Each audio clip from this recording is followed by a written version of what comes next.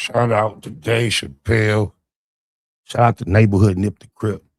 Um, I was really just listening to this for pleasure when I saw the title saying Dave Chappelle spoke on the homie, right?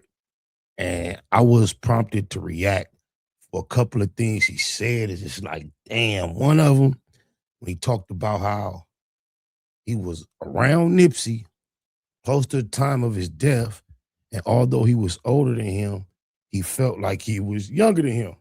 And I've shared right here on the Black Box on multiple occasions how, I met Nipsey early on before his career when he was young. I had an 11-year age gap on him. And when I was signed to G Unit, we worked together for the first time. And being in his presence, I still felt like the big homie. And I've shared on multiple occasions that for some reason, shortly before he died, I used to go around him and not understand why was comfortable, not only feeling like he was the big homie, but also treating him like that. I've said it multiple times. I can't lie.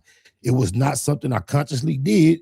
It was just the way the situation was, the environment, the way he presented himself, and the way things took place. I would concede to his energy in the latter years, not realizing that it would be only a short time that he would be with us. And then once he passed and I put it all in perspective, I kind of felt like I understood why the comfort with me taking that subservient position to a degree, for lack of better words, why I was comfortable with it and why it never would turn out to be an issue about how normally men's dynamic was. He was gonna be gone. Who knew how many people were older than Jesus that looked up, revered, respected, and mourned his death. So I could totally relate to that. And then he also said something that fucked me up when he was talking about he was describing the guy he met um, to his wife.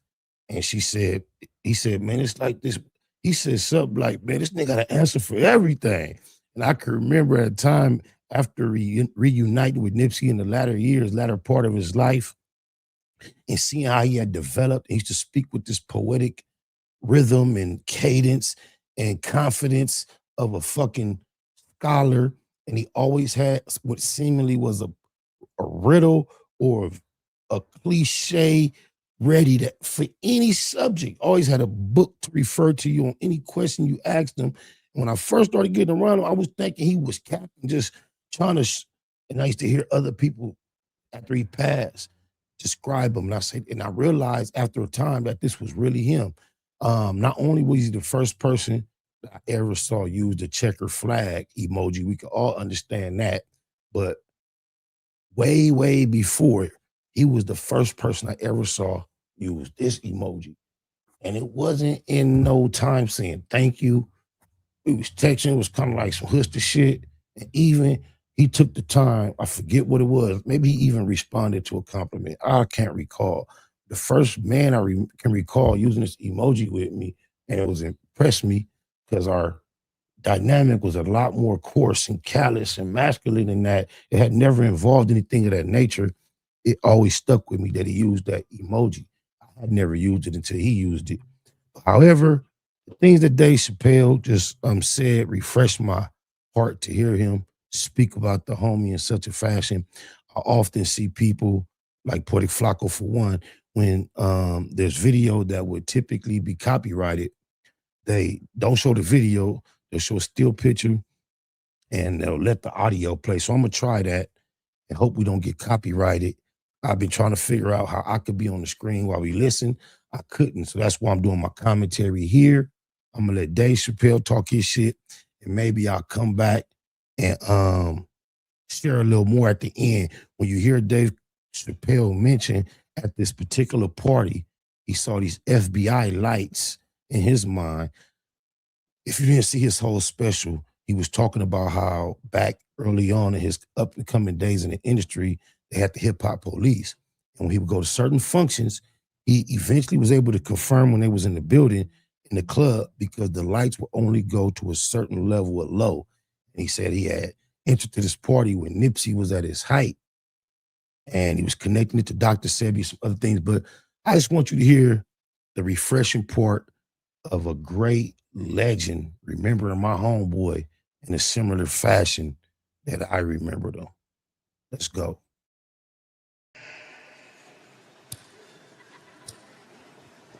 I did my show, and when I got off stage, T.I. was backstage with a friend of his that I didn't know.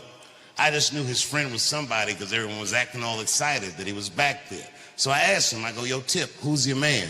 And he's like, oh, that right there? He goes, that there is the future of hip hop. And I was like, nigga, will you just calm down? So then I asked the dude, I said, yo, my man, I said, what's your name?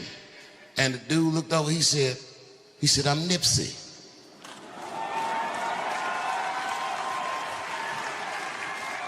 And this was Nipsey Hussle. I'm not gonna go all into it, but I gotta tell you, that night, me and T.I. and Nipsey went out, and we had a fucking blast. Good time, not a freak-off fun, but fun. So much so that when I got home from the road, and my wife always asked me, she goes, Dave, how was your trip? Normally I'm just like, it was good. But this time I was like, babe, I met the coolest nigga. I said, this nigga's younger than me, but it's like he's older than me. And she's like, what? She goes, what does that mean? I was like, I don't know, bitch. She's like, it's like hanging out with a fortune cookie. This nigga just had an answer for everything. I told her all about Nipsey. And what was funny about it is years later, I saw Nipsey's widow, and she pulled me aside. I'd never met her. And she said, I just want to tell you that my husband loved you. She said, he said he met you in Atlanta, and you had a wonderful time. I said, boy, that's fucking crazy. We sure did. Not long after I met Nipsey, I was in LA doing a show. And then after the show, I got a text from a guy that says, I'm at a party you need to be at. And I was like, I'm gonna go to bed. And he's like, no, nigga, you have to come to this party. So I'm thinking this must be the freak off, finally.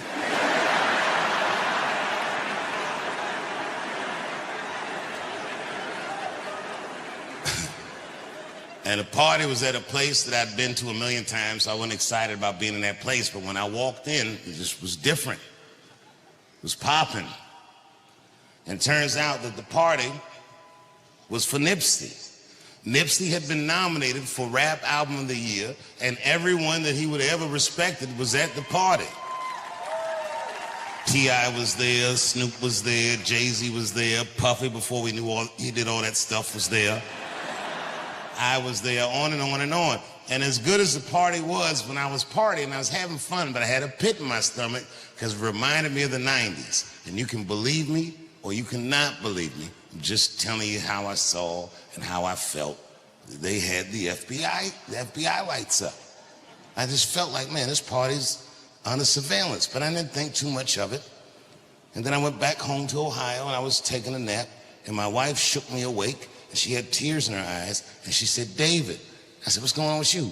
She said, your friend is dead. Now I'm old now, so I'm like, bitch, you're gonna have to be more specific than that. I know niggas with gout.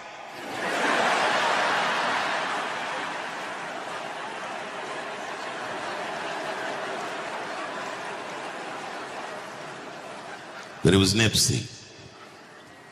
And this is why I feel for Charlie Kirk's fans, because I know what it's like to see someone you look up to and admire gunned down by a fucking nobody. Oh my God. It's so hard to accept that. And if you looked on the internet and saw those terrible videos, because there was a very gory video of Nipsey's murder too. And then I looked in the comment section, and the internet was doing what it does, and everyone was coming up with one conspiracy theory after another, but the one that I kept seeing the most involved a holistic doctor in New York City. And that's crazy. He also mentioned that footage, how gory it was. Because if you go listen to my lyrics from the song that was stolen from me, Count on You, I say couldn't view the slides twice because they crucified Christ. I couldn't watch that video a whole time. I didn't see it all the way through. Once I saw how bad it was getting, I was like, I don't want to see that. And I've never attempted to look at it again. Is why I don't understand the concept of Christianity to stare at and worship and revisit the one you love the most being brutalized and tortured on a cross.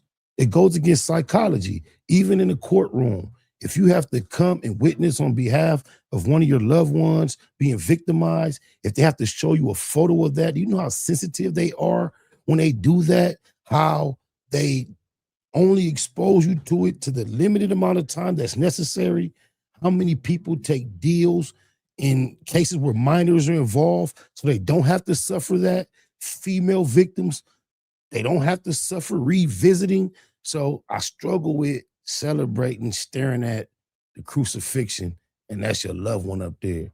Shout out Dave Chappell, SIP, the NIP, the CRIP, my mama, TMC. Get you some money, you're gonna feel different. Straight up.